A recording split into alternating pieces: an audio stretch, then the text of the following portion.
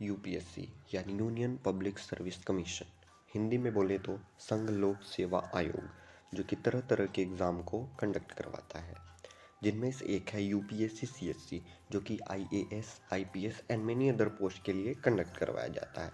So hello everyone, welcome to our channel. This is Om Shukla and now we are going to discuss about the eligibility and exam pattern of UPSC CSC. So let's begin. तो पहले हम इस exam के eligibility के बारे में जानते हैं. तो फर्स्ट मेन क्राइटेरिया है आपके पास ग्रेजुएशन की डिग्री होनी चाहिए किसी फील्ड में, वो चाहे इंजीनियरिंग हो, मेडिकल हो, बीए, बीएससी, एनीथिंग.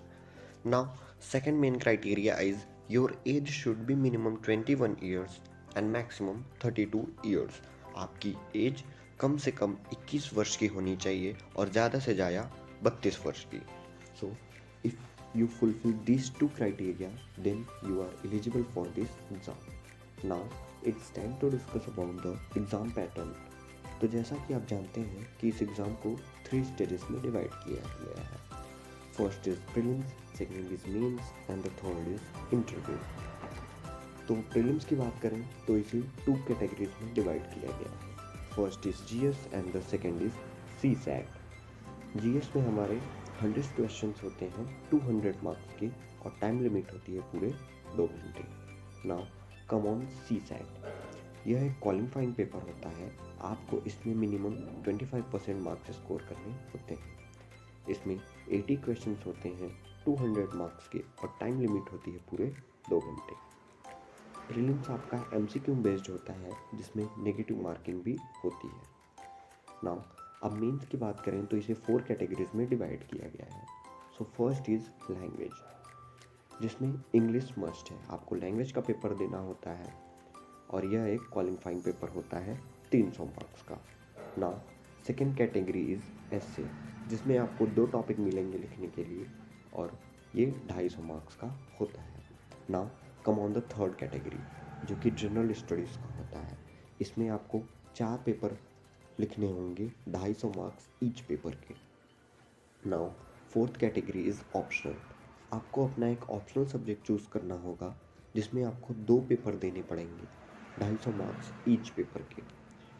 तो आपको मेंस में टोटल 9 पेपर लिखने होंगे जिसमें से एक क्वालिफाइंग पेपर होता है. मेंस के टोटल मार्क्स हो गए आपको 1750. 275 मार्क्स का आपका इंटरव्यू होता है, तो टोटल मार्क्स हो गए आपके 2025. इस एग्ज़ाम को पास करने के लिए आपको 33% तक स्कोर करना होता है. अब कुछ इंपॉर्टेंट पॉइंट्स देख लेते हैं. सो फर्स्ट पॉइंट है candidate have to score at least 25 marks in each qualifying paper in order to clear the main examination. Candidate को कम से कम 25% मार्क्स स्कोर करने होंगे सारे क्वालिफाइंग पेपर में इस एग्ज़ाम को क्रैक करने के लिए.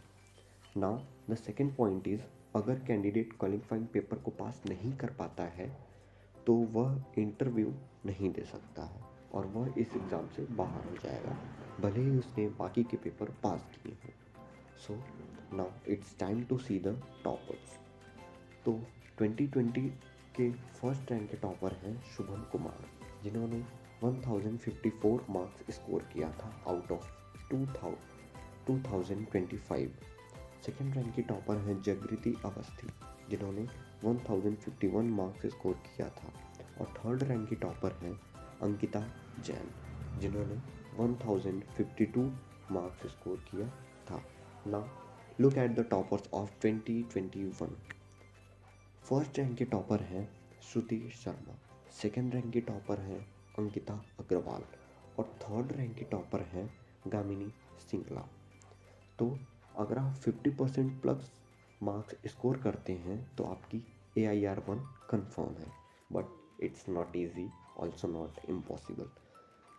सो आपके प्रीलिम्स के मार्क्स को मेन एग्ज़ाम में नहीं ऐड किया जाता है. प्रीलिम्स आपको सिर्फ पास करना होता है.